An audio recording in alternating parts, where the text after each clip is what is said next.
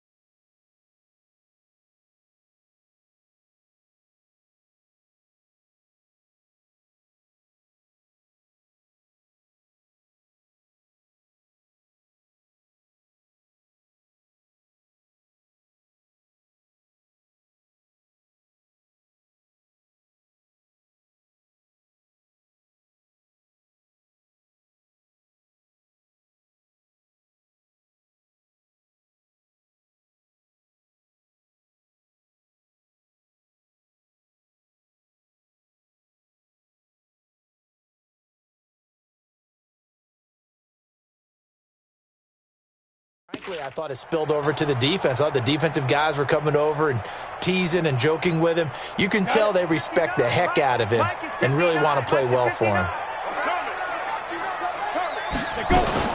Now the Auburn product, Corey Grant. And he'll hope that this is not a sign of what's in store as he has to fight just to get back to the line of scrimmage. Call it no gain on the play, and it'll be second down.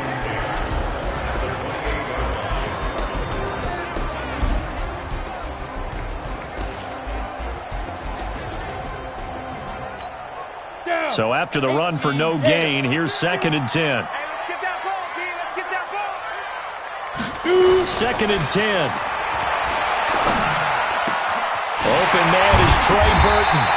And he'll be taken down, but not before they work it across midfield. That one good for 26 and a first down. And early on, they're picking up right where they left off last week.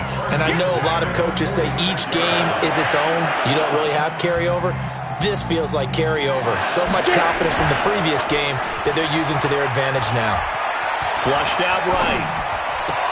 He gets this to Devontae Adams. And they'll wind up getting this one all the way down inside the 20. Give him 30 yards there. So the big play means just like that, they'll operate from the red zone now on first down. They will run with Grant. Trying to find a lane, but instead he'll get back to the line of scrimmage. And no more. No gain on the play. It'll be second down. Time for a look at our starters here on defense. They're a top 5 unit right now against the pass in the league. In fact, they sit at number 5. And when you're getting ready to face the number 1 overall offense in the NFL, it does not matter where you rank defensively because you got your hands full. You don't know what you're... And he can't find a receiver, and he's brought down. You see me? You see me? They can't stop me out here. Well, let's see here, Charles. He was sacked 6 times last week. Now a first quarter sack. What's going on in his mind? Well, he's thinking to himself, 5 offensive linemen. I got sacked 6 times last week. Let's start thinking about keeping extra people in. Tight end stays in. If I have a fullback or the running back, they stay in and help me block. Maybe not as many receivers in a pattern. Anything to try and slow down that pass rush. And he'll get inside the 10, but he's short of the line he needed. They do get 9, but it leads to 4th down. And on their first drive, the offense staying out there. They're going to go for it on 4th. Now they'll throw here out of the gun. The Packers unable to pick up the first. And on the opening drive of the afternoon, the defense forces a turnover on downs. Well, trying to be bold on the opening drive of the game, but that effort, it proves futile. How many times have we talked with coaches where they've talked about taking the emotion out of their decision-making? I think that opening drive, if he didn't have it in his head to go for it before, I think that keyed into it. They were doing so well, and he decided to really establish something there. They didn't get it. Now they've got to make sure that they don't lose their focus. So a little breathing room now. 1st and 10 at the 17. Now Trubisky to throw. That's out to his running back, Fournette. And he works it across the 25 before being tackled. 11 yards there for Jacksonville and a first down as well. They've got good playmakers on the offensive side of the ball. I don't know what happened last week to really hurt their performance and hold down their production, but I would dare say that this week in practice, there's a lot of talk about how they're going to increase their proficiency. And that was a good start, getting the playmakers involved. You mentioned that to me pregame. That's what they did there. Yeah, I think a lot of people think the coaching staff really gets on them, and that's how they motivate them. Most of these guys are self-motivated. They have a lot of pride in their performance. And he slips up past the 45 before being tackled. The Jags picking up the first down there, a gain of 12.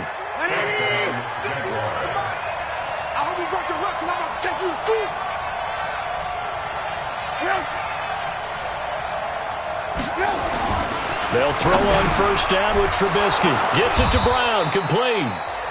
5 yards on the catch there, brings up second down. And, partner, I think that was a great example that not all tight ends are created equal, because everything was right. Got the completion, but he's not one of the more dynamic guys in the league.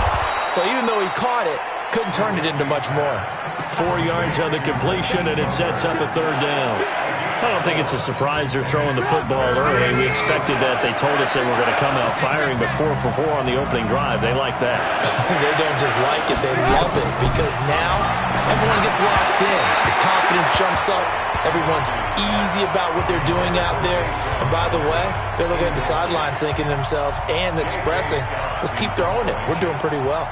Not only was the call spot on, how about the execution of that defense right there? Zone was absolutely locked up tight. He was trying to force it in there on third down. But if there's a time to force it, he felt like he needed to make a play, right? Yeah, exactly right. Third down, you got to try and find something. There's nothing available there for him. Here we go, let's bring it. Let's go, let's bring it. On play action, they'll throw. Gets this to a standout receiver, Thomas. And he gets this one just shy of the 35 to the 34. A really good pickup of 28 yards. Back to throw. That's the number 2 receiver in the NFL in terms of yardage. And tell you what, a few more plays like that, he won't be number 2 for long. But that's what often happens when you have competitors running around the field. These guys know where they stand in relationship to yardage, totals, numbers, the whole deal. And let's face it, all of them, they all want to be number 1. 2nd and 3. Looking for Thomas, but that's intercepted. Picked by Ronnie Harrison. And they will finally get him, but not until he's all the way down inside the 15-yard line. He was trying to hit Thomas that time.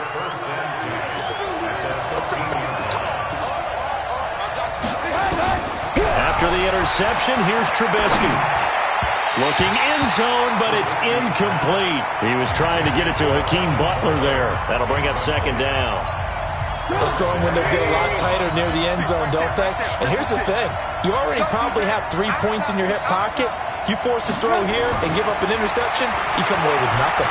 Especially tough in the middle third of the field where he threw that one. And he's able to work it here to the 8-yard line. 6 yards is the pickup, and that'll lead to a third down. Well, they were handed great starting field position on this drive, but now they face a 3rd and 4. Here's Trubisky to throw. And he's got it. And he'll be taken down, but he does have first down yardage. They're able to convert on third down, and that sets up a 1st and goal. And that one was a lot of fun right there, because that was the game within the game.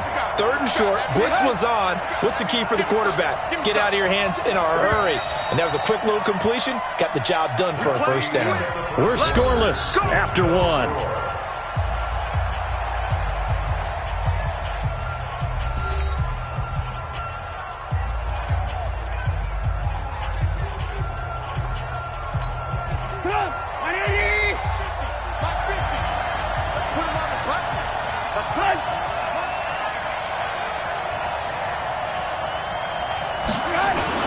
They'll try to punch it in with Fournette.